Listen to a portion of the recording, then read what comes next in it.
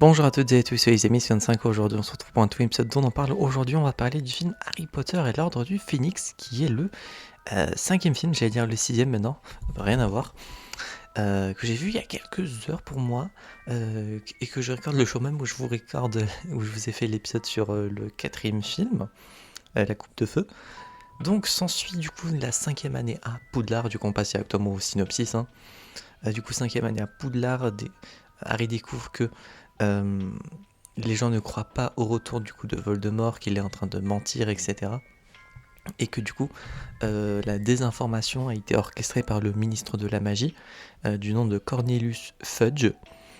Et du coup, étant donné qu'il est sous surveillance, Fudge du coup impose à Poudlard un nouveau professeur du coup de défense contre les forces du mal du nom de Dolores Ombrage, a.k.a. la salope de la saga. Voilà, ça c'est dit. C'est le pire personnage que l'on aurait pu voir, sachant que d'ailleurs dans ce film il y a le retour de la famille d'adoption de Harry, les Dudley. D'ailleurs ça fait longtemps qu'on les avait pas vus, sachant que du coup la dernière fois qu'on les a vus c'était dans le 3, et encore ça avait pas duré très longtemps comme d'habitude. Là ils sont de retour dans un côté désagréable. Mais bon là Dolores c'est totalement à un autre level. Je pense même que c'est pire que les Dudley dans le premier film, je pense pas largement. Et donc, euh, il est sous surveillance, elle le rabaisse beaucoup, etc. Et du coup, l'objectif de tout notre groupe, c'est de former ce qui est appelé l'armée de Dumbledore, pour bien apprendre véritablement la défense contre les forces du mal, parce que Voldemort est en marche. Voilà concernant le synopsis, concernant les points positifs et négatifs. J'ai envie de dire point positif slash négatif, je sais pas dans quelle catégorie on pourrait le mettre. C'est du coup le personnage de Dolores Umbridge, qui est un personnage horrible, vraiment un personnage odieux, qui aurait dû genre adorer l'avoir crevé, mais pour le coup ce n'est pas le cas. Ça aurait été incroyable, mais bon. Euh, du coup, quand il y a eu la scène avec les centaures, j'étais bien content, j'ai envie de vous dire. Dommage que du coup ça n'a pas continué dans cette lancée. Ça aurait été incroyable de voir son cadavre quelque part. Et du coup ce n'est pas le cas. Concernant du coup les personnages du coup secondaires qui se regroupent pour former l'armée de Dumbledore, j'ai bien aimé, on développe un peu plus ces personnages-là qui sont pas souvent présents. Par exemple Neville, Ginny, la sœur de Ron. Pareil du coup pour Cho. Après, il y a qui Il y a Simus. Il y a qui d'autre? Et il y a plein de personnes en fait, c'est juste que du coup ils sont pas forcément très bien. Tu vois, il y a Dean par exemple aussi, Nigel qui est bien sympa aussi. Et pour le coup, c'était sympa. On reparle également du coup de Cédric Hugo qui est mort dans le film précédent. Et du coup, également, du coup, les gens ne croient pas au fait que du coup, il est mort comme ça. Enfin, il est mort plutôt par accident plutôt qu'à cause de Voldemort ou des trucs du genre. Et sinon, globalement, le film, j'ai trouvé intéressant. C'était bien sympa. J'ai passé un bon moment. Tout ce qui est Ordre du Phénix, par contre, c'est c'est présent, c'est développé un petit peu au début, mais pas des masses. Je m'attendais peut-être à un peu plus concernant tout ce point-ci, parce que du coup c'est quand même le nom du film et il n'y a pas grand-chose. Je m'attendais peut-être à un peu plus. Est-ce que du coup Harry a officiellement rejoint également l'Ordre du Phénix, parce que du coup ils veulent le rejoindre, mais du coup les adultes ne veulent pas. Quant à Lucius, je crois. Est-ce que c'est Lucius Malfoy, le daron de Drago? Je vérifie l'information. Est-ce que c'est bien Malfoy? Je fais un petit contrôle F, bien sûr. Euh, il n'est pas noté dans la liste des acteurs, donc Nick. Du coup, on va dire le père de Malfoy. Je sais plus si c'est Lucius, je vous avoue. Je pourrais vérifier, mais La flemme. Bellatrix Lestrange aussi, qui est un personnage étrange. Je m'attendais à ce qu'elle meure, mais finalement ce n'est pas le cas. Luna Lovegood, que je connaissais parce que du coup c'est le personnage préféré de quelqu'un que je connais, qui est sur le serveur Discord également. Tout le fait que du coup je le connaissais le personnage parce qu'il avait également eu en PP Discord le personnage, mais sinon je savais juste que le personnage était perché un peu, mais sinon ça a été. Le personnage est sympa, mais pour en revenir du coup à Lucius, parce que j'ai un peu divagué, comment ça se fait qu'il ne se fait toujours pas arrêter? Dans le film précédent, Harry l'a vu, il ne le balance pas. Dans ce film-là, tout un groupe du coup de personnages que l'on suit le voit. Et du coup, du côté de Voldemort, personne ne le balance.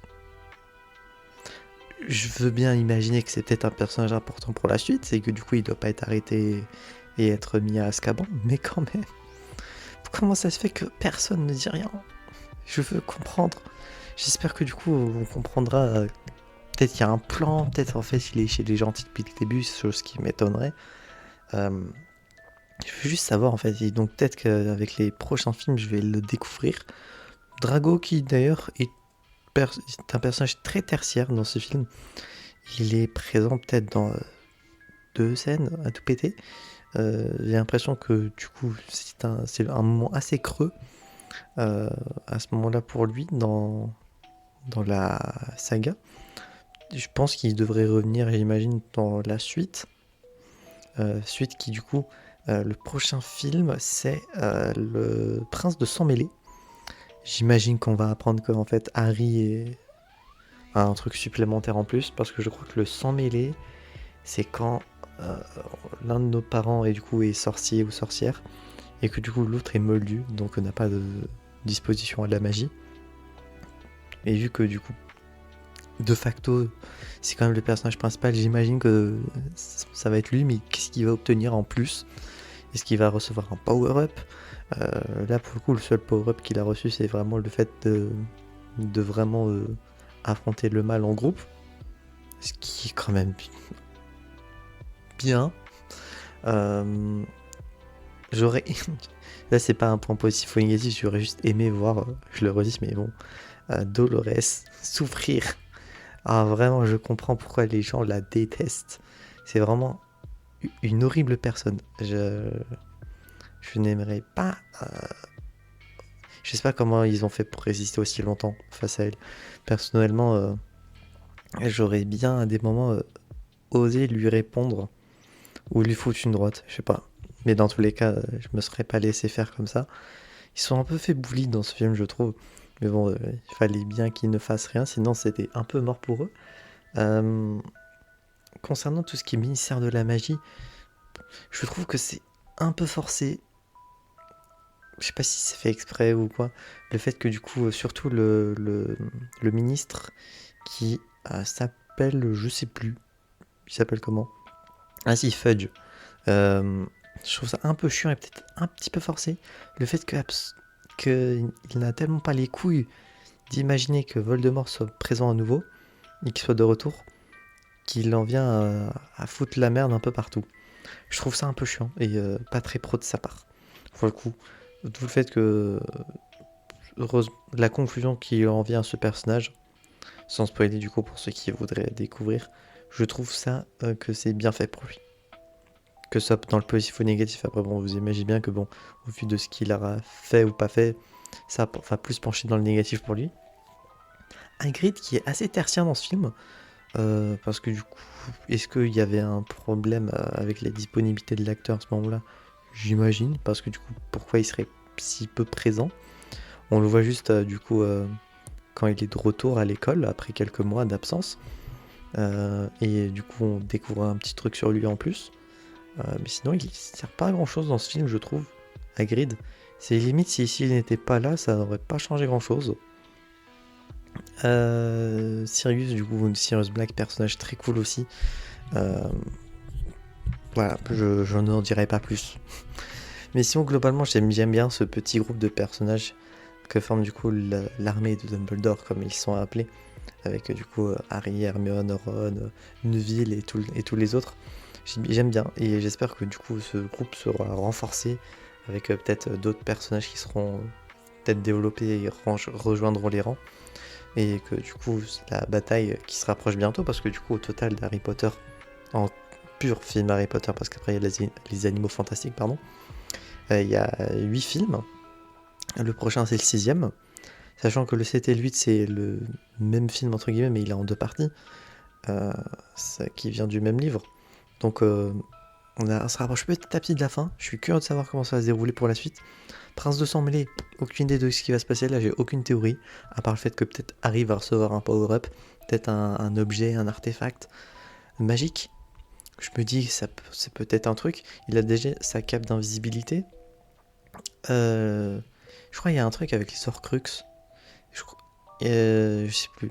Mais je sais qu'il y a un truc avec les Horcruxes, mais je saurais plus vous dire ce que c'est. Je connais le terme, mais je saurais pas dire ce que c'est.